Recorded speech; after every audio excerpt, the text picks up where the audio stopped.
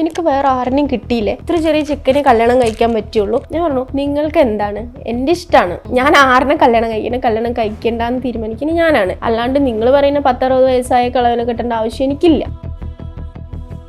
ഷാജിദ ഇപ്പോഴും സബ്സ്ക്രൈബേഴ്സിനും ജനങ്ങളെയാണ് കുറ്റം പറയുന്നത്. അല്ല, ഞാൻ എന്റെ തെറ്റ് ഞാൻ സമ്മതിച്ചിട്ടുണ്ട്. നമ്മൾ ചെയ്യുന്നതിനൊക്കെ ഉത്തരവാദികൾ നമ്മൾ തന്നെയല്ലേ? അതെ, പക്ഷെ ഞാനിപ്പോ ചെയ്തതിന് ഞാൻ എന്നെ ഉത്തരവാദി. പക്ഷെ നമ്മള് ജീവിതം വെച്ച് കളിക്കുവോ ഷാജിദ? ജീവിതം വെച്ച് കളിക്കാന്ന് പറഞ്ഞാൽ എനിക്ക് ഉറപ്പുണ്ടല്ലോ എന്റെ കല്യാണം കഴിഞ്ഞിട്ടില്ല, നമ്മൾ ഒരാളായിട്ട് കമ്മിറ്റഡ് ആയിട്ടില്ല. അപ്പുറത്തുള്ള ആളുടെ ജീവിതത്തെ അത് ബാധിക്കില്ലേ? ഇപ്പൊ അത് അവന്റെ അറിവോട് കൂടിയിട്ടാണല്ലോ ഞാൻ ഇത് ചെയ്യുന്നത്. നിങ്ങൾ രണ്ടുപേരും കൂടെ പ്ലാൻ ചെയ്തത് തന്നെയാണോ ഈ ഒരു കല്യാണ നാടകം? അല്ല, അവനായിട്ട് ഞാൻ പ്ലാൻ ചെയ്തിട്ടൊന്നുമില്ല. അപ്പൊ ഞാൻ ചോദിക്കുന്നതെന്ന് വെച്ചാൽ, ഇങ്ങനെ ഒറ്റയ്ക്ക് ഒരാളുടെ ജീവിതം വെച്ച് ഷാജിദ ഒറ്റയ്ക്ക് പ്ലാൻ ചെയ്തൊരു കാര്യമാണ്. അപ്പൊ അവനെ അതിനെങ്ങനെ ബാധിക്കുമെന്ന് ഞാൻ പറയട്ടെ, ഇന്റർവ്യൂസിൽ പറയാൻ പറ്റാത്ത ഒരുപാട് കാര്യങ്ങൾ ഉണ്ടാവും. അപ്പൊ ഇപ്പോഴും കുറെ കാര്യങ്ങളുണ്ട് ഷാജിദ. ഹൈഡ് ചെയ്ത് വെക്കേണ്ട കാര്യങ്ങൾ ഹൈഡ് ചെയ്തിട്ട് തന്നെ വെക്കും. ഷാജിദ എന്നോട് ആദ്യം പറഞ്ഞത് ധൈര്യത്തിൽ ഇട്ടത് നിങ്ങൾ രണ്ടുപേരും കൂടെ പ്ലാൻ ചെയ്തെന്നാണ് എന്നോട് പറഞ്ഞത് ഈ ഇന്റർവ്യൂവിന് തുടക്കത്തില്. പക്ഷെ ഇപ്പൊ പറയുന്നു ഷാജിദ ഒറ്റയ്ക്കാണ് പ്ലാൻ ചെയ്തത്. അപ്പൊ ഇതിലേതാണ് സത്യം? അപ്പം ഞാൻ ഷാജിദ ഒരു കാര്യം ചോദിച്ചോട്ടെ, നമ്മളിപ്പം ഒരു യൂട്യൂബർ എന്ന നിലയിൽ അല്ലെങ്കിൽ ഒരു വീട്ടമ്മ യൂട്യൂബർ ആകുമ്പോഴത്തേന് കുറേ കാര്യങ്ങൾ നമ്മൾക്ക് നല്ല രീതിയിൽ കൊടുക്കാൻ പറ്റും അല്ലേ? പക്ഷേ നമ്മളൊരു ആസ് എ യൂട്യൂബർ നമുക്ക് സോഷ്യൽ മീഡിയ ഒന്ന് യൂസ് ചെയ്യുമ്പോൾ നമുക്കൊരു പ്രതിബദ്ധതയൊക്കെ ഇല്ലേ, നല്ല കാര്യങ്ങൾ ചെയ്യണം എന്നൊക്കെ ഉള്ളത്. പക്ഷെ ഇങ്ങനെ ഇത്രയും ഒരു കള്ളത്തരം കാണിക്കുമ്പോഴത്തേന് അത് സത്യം പറഞ്ഞാൽ എല്ലാവരെയും പറ്റിക്കുന്നതിന് തുല്യമല്ലേ, കാണുന്നവരെയും? ഇത്രയും കള്ളത്തരം കാണിക്കാന്ന് വെച്ചാല് എന്താ പറയാ, ഒരുപാട് നമ്മൾ ഈ സോഷ്യൽ മീഡിയ വന്നതിന് ശേഷം ഒരുപാട് സഹിക്കുന്നുണ്ട്. കാരണം നെഗറ്റീവ് ആയാലും പോസിറ്റീവ് അല്ല, നെഗറ്റീവ്സ് ഒരുപാട് വന്നിട്ടുണ്ട്. കാരണം ഫസ്റ്റ് ഞാൻ വീഡിയോസ് ചെയ്യുമ്പോൾ എൻ്റെ കഥകൾ പറഞ്ഞിട്ടും അല്ലെ നിൽക്കാൻ്റെ കാര്യങ്ങൾ മക്കളുടെ, അപ്പോൾ ഇവർ പറഞ്ഞു കരഞ്ഞിട്ടും സഹതാപം കാണിച്ചിട്ടാണ് ഇവള് റീച്ച് കൂട്ടണത്, പൈസ ഉണ്ടാക്കണമെന്നൊക്കെ പറഞ്ഞിട്ടുണ്ടായിരുന്നു. അപ്പോൾ അതൊന്നൊരു ചേഞ്ച് വേണം, ഇതൊന്നൊരു ചേഞ്ച് വേണം എന്ന് പറഞ്ഞിട്ടാണ്. ഓൾറെഡി ഞാൻ അങ്ങനത്തെ ഒരാളല്ല, കാരണം ഞാൻ ഇക്കുള്ളപ്പോഴേ നല്ല രീതിയിൽ നടക്കുന്ന ഒരാൾ തന്നെയാണ്. പിന്നെ എനിക്ക് ഈ ടെൻഷൻ മൂലം ഞാൻ കുറച്ച് ഡൗൺ ആയിട്ടുണ്ടായിരുന്നു. അതിന് ശേഷം ഞാൻ പിന്നെ ഇക്ക മരിച്ചതിന് ശേഷം അങ്ങനെ ഒരു 4-5 മാസം അങ്ങനെ പോയി. അത് കഴിഞ്ഞിട്ട് പിന്നെ സ്റ്റാർട്ട് ചെയ്തപ്പോൾ ഇങ്ങനെ കഥകളും കാര്യങ്ങളൊക്കെ പറഞ്ഞതിന് ശേഷം പിന്നെ ഈ സർജറിയും കാര്യം കഴിഞ്ഞതിന് ശേഷം കുറച്ചും കൂടി ഒരു നല്ല ഒരു ഇതിലേക്ക് വന്നു. അപ്പോൾ ആൾക്കാർക്ക് വീണ്ടും പ്രശ്നമായി. കാരണം ഇവള് പൈസ വന്നപ്പോൾ അവളുടെ ആകെ ചേഞ്ചായി, ഇവള് അങ്ങനെ ഇങ്ങനെ എന്നൊക്കെയുള്ള അങ്ങനെ ഇവരെന്നെ സബ്സ്ക്രൈബേഴ്സ് തന്നെയാണ് കുറേ നമ്മളെ മാറ്റിയെടുത്തത്. കാരണം അവരുടെ കമൻസ് കാര്യങ്ങൾ, ഇവരുടെ നെഗറ്റീവ്സ്, കുറേ വീഡിയോസ് കുറേ നെഗറ്റീവായിട്ട് ഈ റിയാക്ഷൻ വീഡിയോസ് തന്നെ കുറേ വന്നിട്ടുണ്ട്. അപ്പം ഇങ്ങനെയൊക്കെ ശരിക്കും പറഞ്ഞാൽ ഒരു കല്യാണം കഴിച്ചതിന് ഇത്രയും വലിയ ഒരു നെഗറ്റീവ്സ് വരുമെന്ന് എനിക്കറിയില്ല. അപ്പം ഞാൻ ഇതിപ്പോൾ ഒരു നമ്മൾ എന്താ പറയുക, ഞാനൊരു കഥ ഉണ്ടാക്കിയതാണെങ്കിൽ പോലും ശരിക്കും കല്യാണം കഴിച്ചാണെങ്കിൽ എനിക്ക് എന്തായിരിക്കും എൻ്റെ അവസ്ഥ, അതും കൂടി ചിന്തിക്കും. കാരണം ഇത്രയും ചെറിയ 26 വയസ്സായ ചെക്കൻ, 26 വയസ്സ് എന്ന് പറഞ്ഞാൽ ഇത്ര ചെറിയ ചെക്കനാണെന്നൊന്നും അവനിക്ക് അവൻ്റെതായ കാര്യങ്ങളുണ്ട്. അവനൊരു ബോൾഡായിട്ടുള്ളൊരു ചെക്കനാണ്.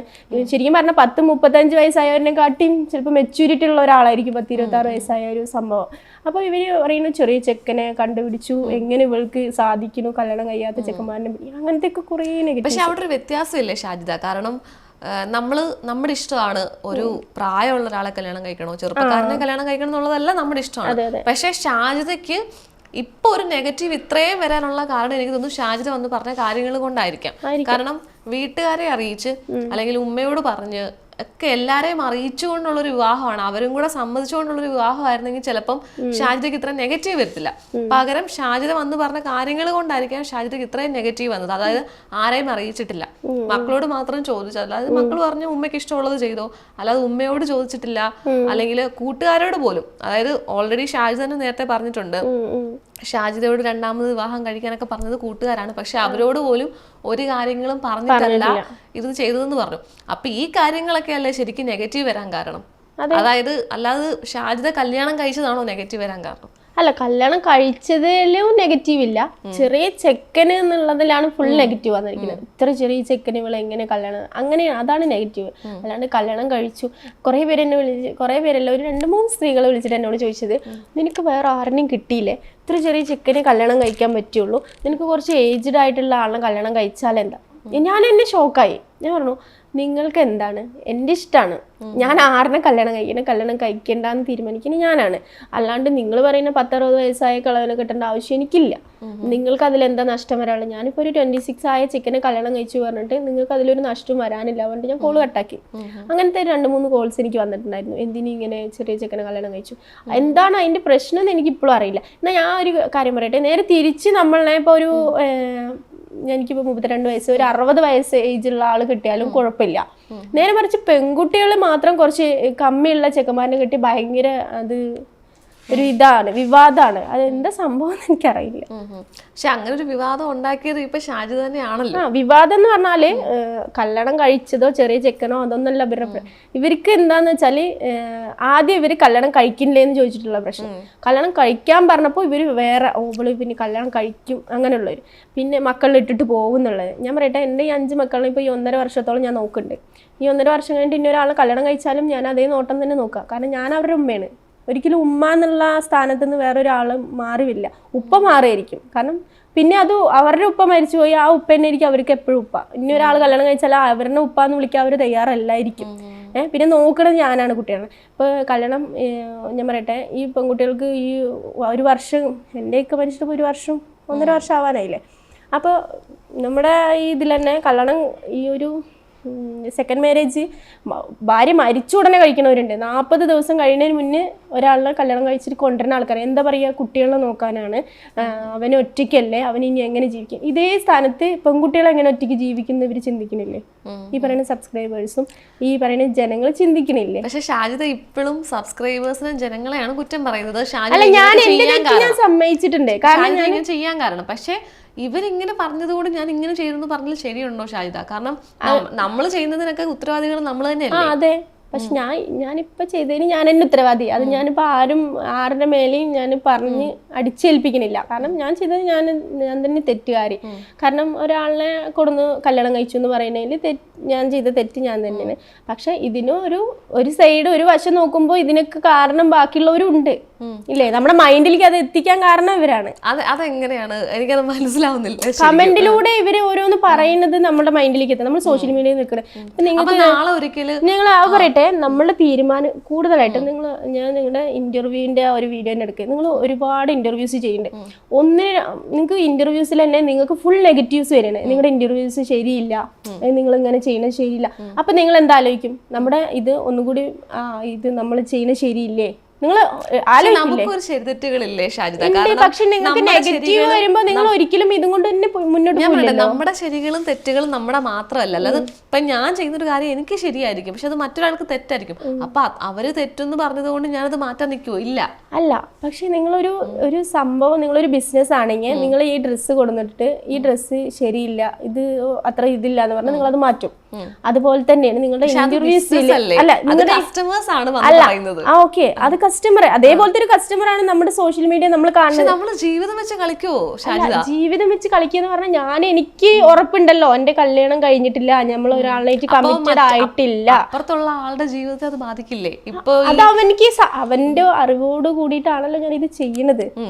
ഇപ്പൊ അവന് അങ്ങനെ ചെയ്തിട്ടുണ്ടെങ്കിൽ അതിന്റെ ഒരു ഭാഗം അവനിക്കും അറിയാം അല്ലേ? ഞാനിപ്പോ ഇത്ര ധൈര്യത്തിൽ ഞാൻ നിങ്ങളുടെ ഒരു ഫോട്ടോസും കാര്യങ്ങളും ഇടണമെങ്കിൽ അതിനുള്ള ആ ഒരു സംഭവം ഓപ്പോസിറ്റ് ഇരിക്കണം. നിങ്ങൾക്ക് അത് അറിഞ്ഞിട്ട് വേണമല്ലോ ഞാൻ ചെയ്യാൻ. പക്ഷേ കുറച്ച് മുമ്പ് പറഞ്ഞത് അവനൊരു പ്രശ്നം വരാതിരിക്കാൻ വേണ്ടിട്ട് ഞാൻ അവന് പ്രശ്നം പേര് പറഞ്ഞിട്ടില്ല. അവന്റെ പേരും നാളും അഡ്രസ്സും ഒന്നും ഞാൻ പറഞ്ഞിട്ടില്ല. കാരണം അത് പറയാമായിരുന്നല്ലോ. ഇപ്പം അറിഞ്ഞോണ്ടായിരുന്നെങ്കിൽ അത് ചെയ്തുകൂടായിരുന്നോ? ഇങ്ങനെ ഇപ്പൊ അതിപ്പോ എല്ലാം വിശദീകരിച്ച് ഞാൻ പറഞ്ഞില്ലേ, ഒരു സംഭവം ഒരു ഇതില് അങ്ങനെ സ്റ്റോപ്പ് ആവും വിചാരിച്ചാണ് ഞാൻ അതൊക്കെ ചെയ്തത്. പക്ഷെ ഇത്രയ്ക്ക് വഷളാവുമെന്ന് ഞാൻ വിചാരിച്ചിട്ടില്ല. ഇപ്പൊ രണ്ടുപേരും അറിഞ്ഞുകൊണ്ടുള്ള ഒരു കാര്യമാണെങ്കിൽ അല്ല, അവന് അറിഞ്ഞുകൊണ്ട് പറഞ്ഞാല് ഈ വീഡിയോസ് ഇപ്പൊ ഞാൻ പോസ്റ്റ് ചെയ്യണമെന്ന് അവനിക്കറിയില്ല. എന്ത് ഷോർട്സ് ഇടുന്നതൊന്നും ഫോട്ടോസ് എടുത്തതൊക്കെ എൻ്റെ കയ്യിലുണ്ടെന്ന് അവനിക്കറിയാം. പക്ഷെ ഇത് ഞാൻ പെട്ടെന്ന് എടുത്ത് ഷോർട്സും കാര്യങ്ങളൊക്കെ ഇടുന്ന അവനിക്കറിയില്ല. അവനിത് ഇട്ടതിന്റെ ശേഷമാണ് അവൻ അറിഞ്ഞത്.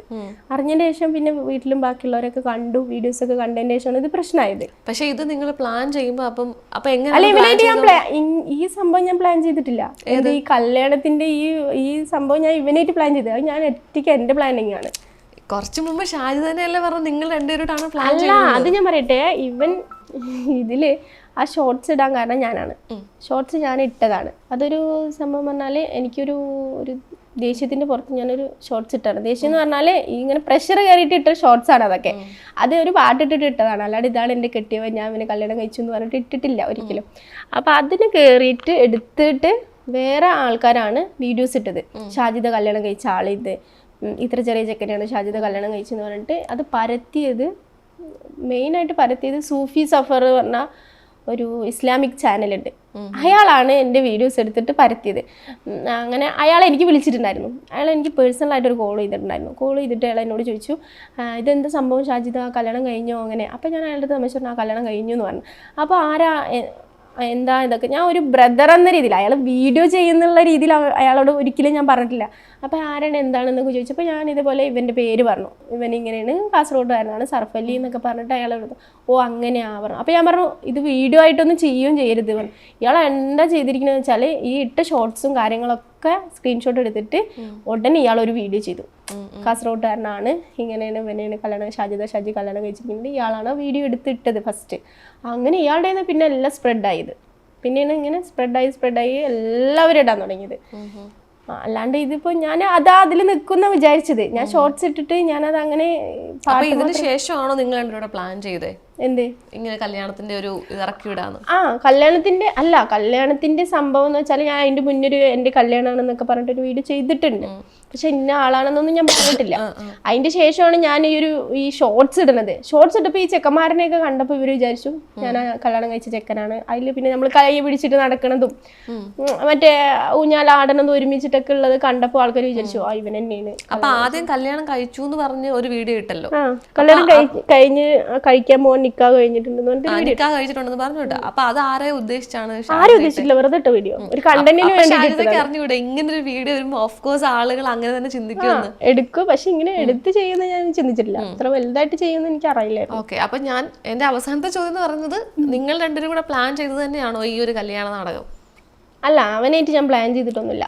അവനായിട്ട് പ്ലാൻ ചെയ്തിട്ടില്ല, അവനറിയില്ലത്. അപ്പൊ ഞാൻ ചോദിക്കുന്നതെന്ന് വെച്ചാൽ, ഇങ്ങനെ ഒറ്റയ്ക്ക് ഒരാളുടെ ജീവിതം വെച്ച് ഷാജിദ ഒറ്റയ്ക്ക് പ്ലാൻ ചെയ്തൊരു കാര്യമാണ്.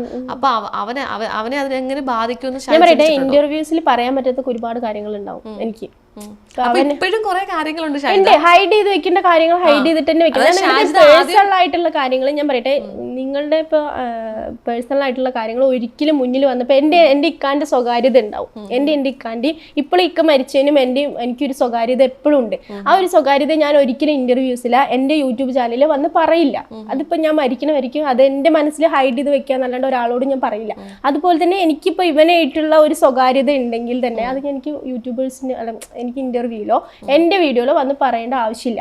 അപ്പൊ അത് ഞാൻ ഷോർട്സ് ഇടാനും ഈ കല്യാണത്തിന്റെ പ്ലാനിങ് ഇടാനും വേറൊരു കാര്യം ഉണ്ടാവും, അതിന്റെ ഇടയിൽ ഒരു കാര്യം ഉണ്ടാവും. ഞാൻ അതാണ് ചോദിക്കുന്നത്. ആ ഒരു കാര്യം ഉള്ളതുകൊണ്ടാണ് എന്നോട് ആദ്യം പറഞ്ഞത് ധൈര്യത്തിൽ ഇട്ടത്. നിങ്ങൾ രണ്ടുപേരും കൂടെ പ്ലാൻ ചെയ്തെന്നാണ് എന്നോട് പറഞ്ഞത് ഈ ഇന്റർവ്യൂവിന് തുടക്കത്തില്. പക്ഷെ ഇപ്പൊ പറയുന്നു ഷാജിദ ഒറ്റയ്ക്കാണ് പ്ലാൻ ചെയ്തത്. അതായത് ആദ്യം പറഞ്ഞു രണ്ടുപേരുടെ പ്ലാൻ ചെയ്തു, അവനും കുഴപ്പമില്ല, അതായത് അവൻ കല്യാണം ഒന്നും കഴിക്കാൻ പ്ലാൻ ചെയ്യുന്നില്ല. പക്ഷെ ഇപ്പൊ പറയുന്നു ഇല്ല, ഞാൻ ഒറ്റയ്ക്ക് എടുത്ത തീരുമാനമാണ്, അവൻ അറിഞ്ഞിട്ടില്ല എന്നുള്ളത്. അപ്പം ഇതിലേതാണ് സത്യം? കാരണം പിന്നെ ഒരിക്കലും വന്നിട്ട് അല്ലല്ല, ഇത് ഇവന് സത്യം പറഞ്ഞാൽ ഈ ഷോർട്സ് ഇടുന്ന കാര്യങ്ങളൊന്നും എനിക്ക് അറിയില്ല. അതിന്റെ ഇടയിൽ വേറൊരു കുറച്ച് കാര്യങ്ങളുണ്ട്, അതുകൊണ്ടാണ് ഈ ഷോർട്സ് തന്നെ പുറത്തു വരാൻ കാരണം. അതിപ്പോ ഞാൻ ഇവിടെ പറയുന്നില്ല, അത്രേ ഉള്ളൂ. പിന്നെ ആ ഒരു സംഭവത്തിന്റെ മേലെയാണ് ഈ ഷോർട്സ് ഞാൻ അന്ന് വൈകുന്നേരം തന്നെ ഡിലീറ്റും ചെയ്തു. അന്ന് രാവിലെ ഇട്ടു, വൈകുന്നേരം ഡിലീറ്റ് ചെയ്തു. ഡിലീറ്റ് ചെയ്യുന്ന കാരണം ഡിലീറ്റ് ചെയ്തു, ഞാൻ വെറുതെ ഇട്ടതാണ്. ആ ഒരു സംഭവം വെറുതെ ഇട്ടതാണ്. ഇട്ട് കഴിഞ്ഞിട്ട് അത് ഇപ്പൊ ഇത്രയും ആൾക്കാർ എടുത്ത് വീഡിയോ ഇടുന്ന എനിക്കറിയില്ല. ഞാനത് വൈകുന്നേരം ആകുമ്പോഴേക്കും ഡിലീറ്റും ചെയ്തു. അതിന്റെ പിന്നിൽ ഇത്രയും വലിയ സംഭവങ്ങൾ വരുമെന്ന് എനിക്കറിയില്ല. പിന്നെയാണ് ഞാൻ ഇങ്ങനെ കല്യാണവും കുറേ ആൾക്കാർ ഇതൊക്കെ ആക്കിയപ്പോ ശരി എന്നാ ഈ കല്യാണത്തിന്റെ ആ സംഭവം അങ്ങനെ തന്നെ ഇരിക്കട്ടെ ആ വീഡിയോ ഇന്റർവ്യൂസിലൊക്കെ എന്റെ കല്യാണം കഴിഞ്ഞു എന്ന് പറഞ്ഞിട്ട് ഞാൻ അങ്ങനെ പറഞ്ഞത്. ശരിക്കും ഇക്ക സൂയിസൈഡ് ചെയ്യുമായിരുന്നല്ലോ, ഇക്ക മരിക്കാൻ എന്താണ് കാരണം? അത് ഞാൻ കുറേ പറഞ്ഞതാണ്. ഇക്ക മരിക്കാനുള്ള കാരണം, മെയിൻ കാരണം എനിക്ക് തന്നെ അറിയില്ല എന്താണ് കാരണം എന്ന് എനിക്കറിയില്ല. കാരണം ഞാൻ നാട്ടിലാണ്, ഇക്ക അവിടെ ഷോപ്പിലാണ്, ഇക്കാന്റെ കടന്റെ അവിടെയാണ് ഇക്ക ചെയ്തിരിക്കുന്നത്.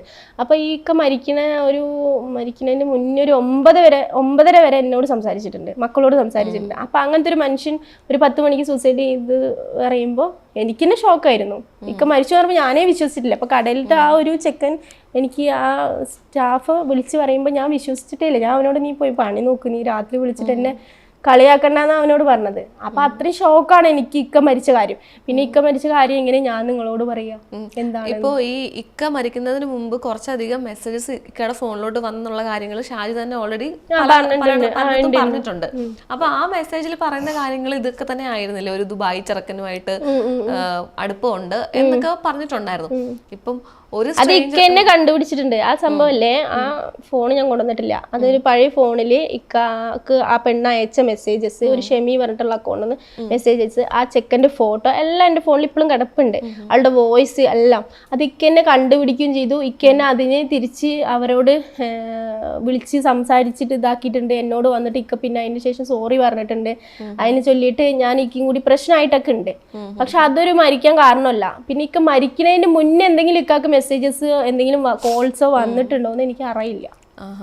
അപ്പൊ ഇങ്ങനെ ഇപ്പോ ഈ ഓരോ കാര്യങ്ങൾ ഇങ്ങനെ സോഷ്യൽ മീഡിയയിൽ അല്ലെങ്കിൽ ഇന്റർവ്യൂസിലൊക്കെ ഇങ്ങനെ വന്ന് പറയുമ്പോഴേ ഇതൊക്കെ നമ്മുടെ ഒരു പേഴ്സണൽ ലൈഫിനെയും മക്കളുടെ ലൈഫിനെയും ഒക്കെ ബാധിക്കുമെന്ന് തോന്നിയിട്ടില്ലേ?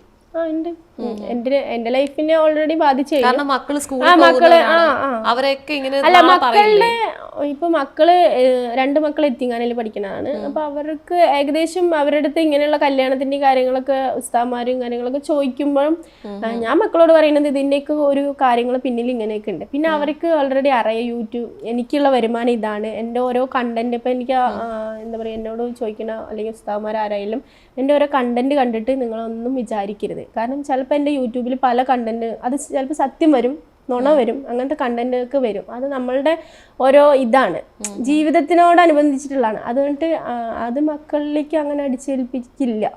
അപ്പൊ ഷാജിദ പറഞ്ഞു വരുന്നത് ഷാജിദയുടെ യൂട്യൂബ് വീഡിയോസ് ആരും അങ്ങനെ വിശ്വസിക്കരുത്. അല്ല, വിശ്വസിക്കരുതെന്ന് പറഞ്ഞാൽ എന്റേന്ന് മാത്രമല്ല, ഇപ്പൊ ഈ സോഷ്യൽ മീഡിയയിൽ വന്ന് നിൽക്കണ ആരും ഇപ്പൊ റിയൽ ഒന്നല്ല.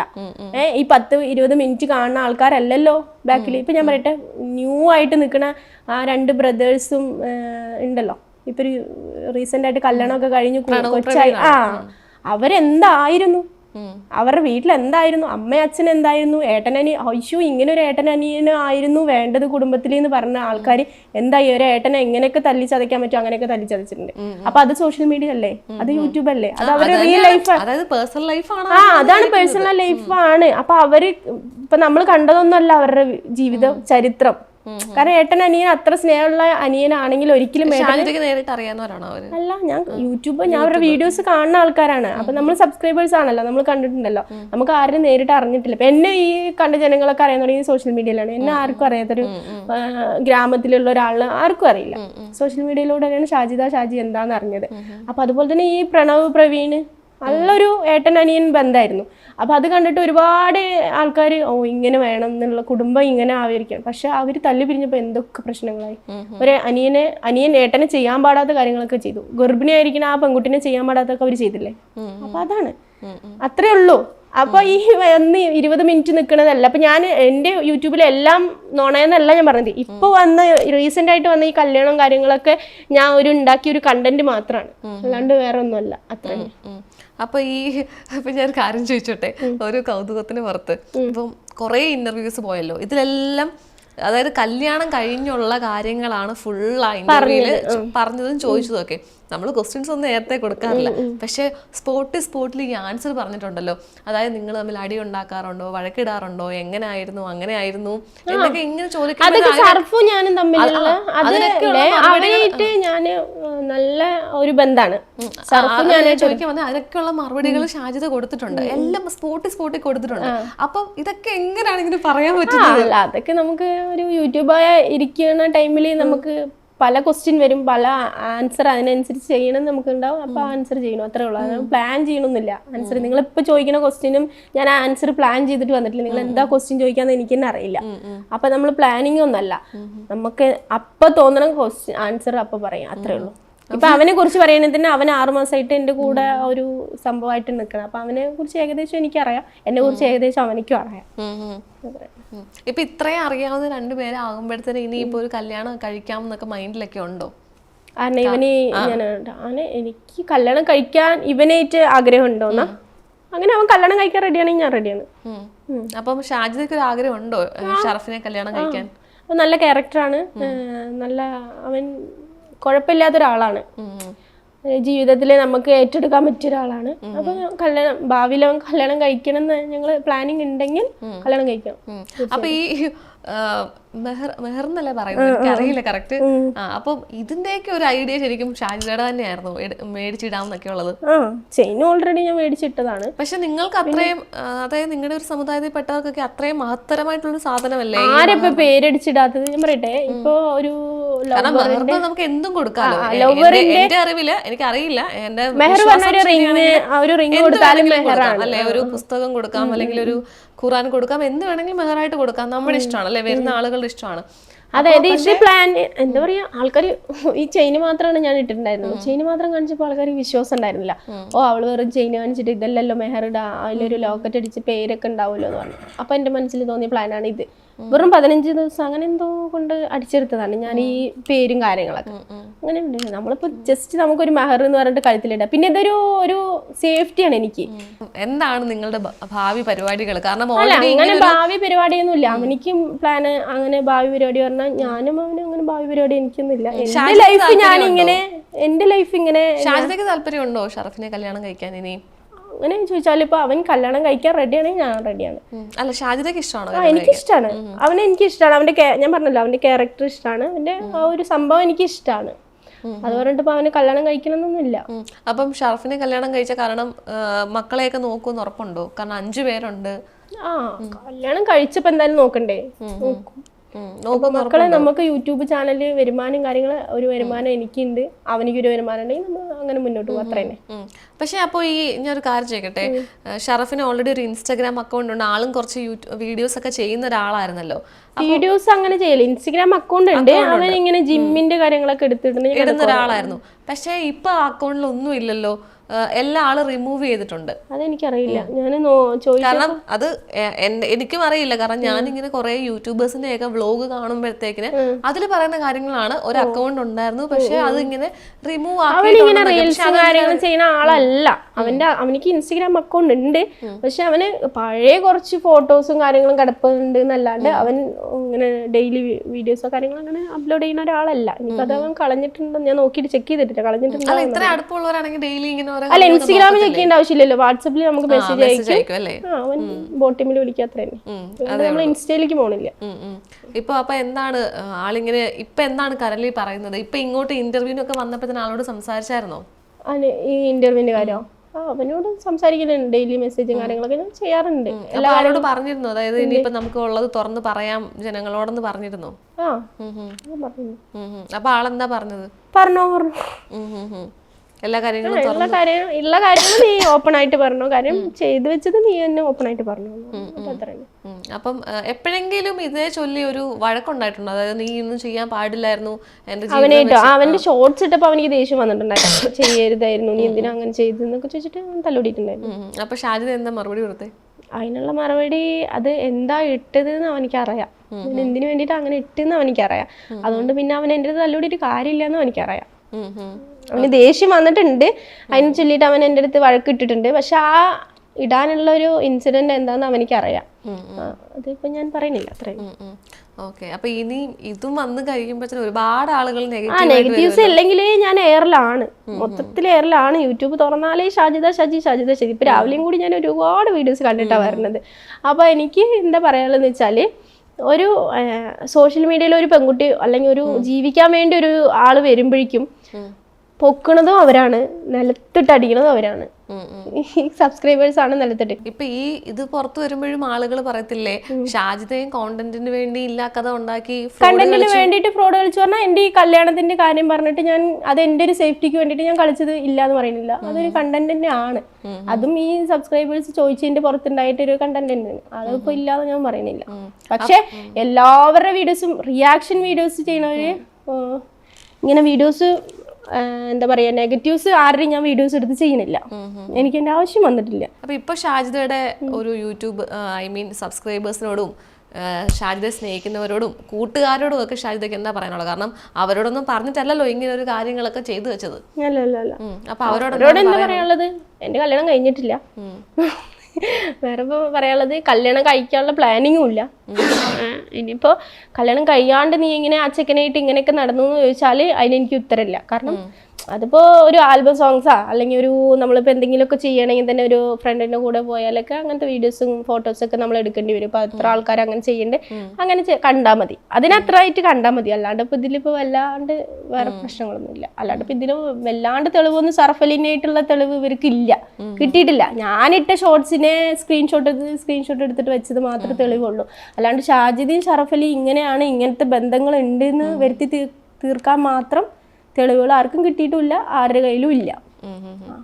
ഓക്കെ, അപ്പൊ എന്തായാലും ഇത്രയും കാര്യങ്ങളാണ് ഷാജിദയ്ക്ക് പറയാനുള്ളത്. കാരണം ഷാജിദ കല്യാണം കഴിഞ്ഞിട്ടില്ല, എല്ലാം വെറും ഒരു നാടകം മാത്രമായിരുന്നു. അപ്പം എന്തായാലും ഇനിയും ഭാവി പരിപാടികളൊക്കെ എന്താണെന്ന് നമുക്ക് ഷാജിദയുടെ മറ്റേ പല ഇന്റർവ്യൂസിലൂടെയും യൂട്യൂബ് ചാനൽ വഴിയൊക്കെ നമുക്ക് അറിയാൻ പറ്റും. എന്തായാലും താങ്ക് യു ഷാജിദ.